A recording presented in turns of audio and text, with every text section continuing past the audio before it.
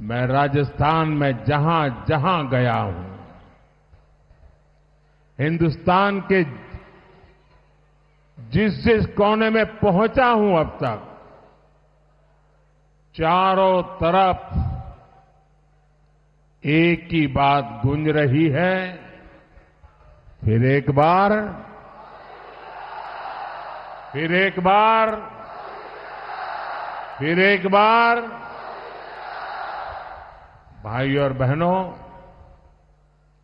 पूरे वागड़ से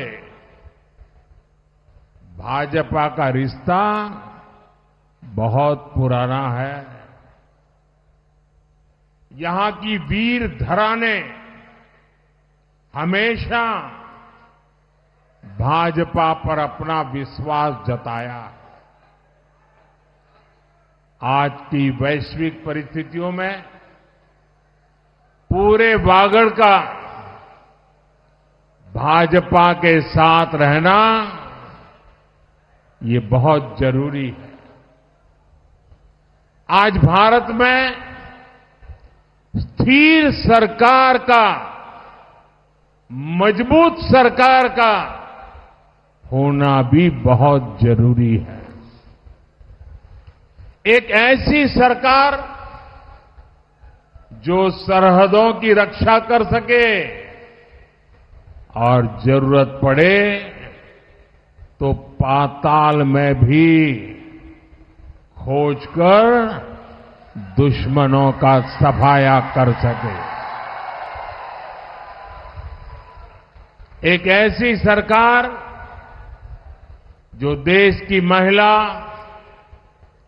किसान, गरीब, वंचित, जनजातीय, पिछड़े वर्ग, समाज के इन सभी वर्गों को सम्मान और समृद्धि की तरफ ले जा सके। एक ऐसी सरकार जो युवाओं के सपनों को समझे और उनके लिए नीतियां बनाए।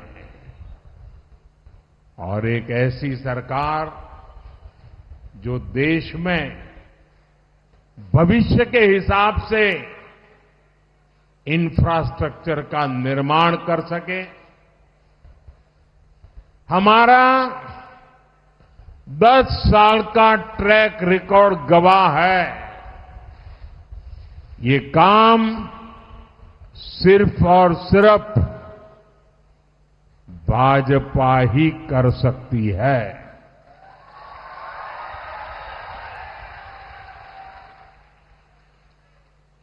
और कोई कर सकता है क्या? और किसी पर भरोसा कर सकते हैं क्या?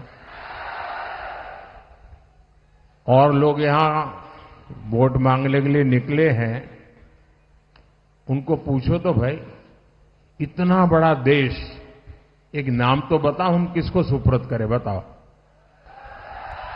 कोई नाम बता सकते हैं क्या? कोई नाम बता सकते हैं क्या?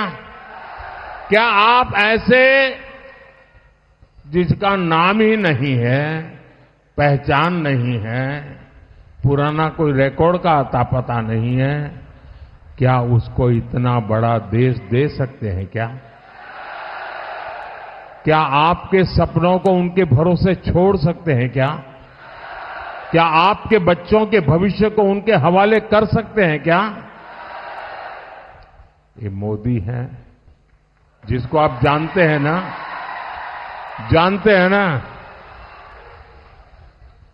23 साल से हो गए, 13 साल गुजरात में भी ये डूंगरपुर, बांसवाड़ा के लोगों ने तो मुझे बहुत निकट से देखा है। और मैं तो आपके लिए एक प्रकार से घर का ही हूं।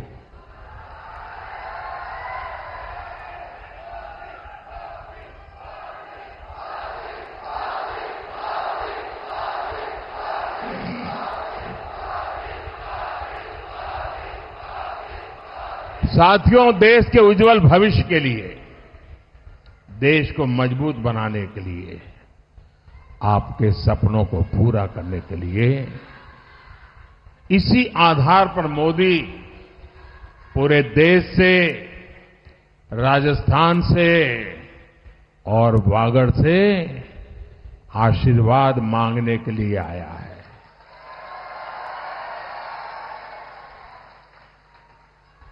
भाइयों और बहनों, भाजपा सबका साथ, सबका विकास, सुशासन का एक उम्दा मंत्र लेकर के समर्पण भाव से काम कर रही है। So that was Prime Minister Modi campaigning in Banswara in Rajasthan ahead of phase 2 of the elections. We're shifting focus down south, ladies and gentlemen. After the shocking murder of a 23-year-old woman in Karnataka's Hubli, politics has escalated over the matter. Prime Minister Modi lashed out at the Congress while addressing a rally in Bengaluru and said that due to the crumbling law and order situation in the state, women are being openly attacked. The Prime Minister's attack on the Congress comes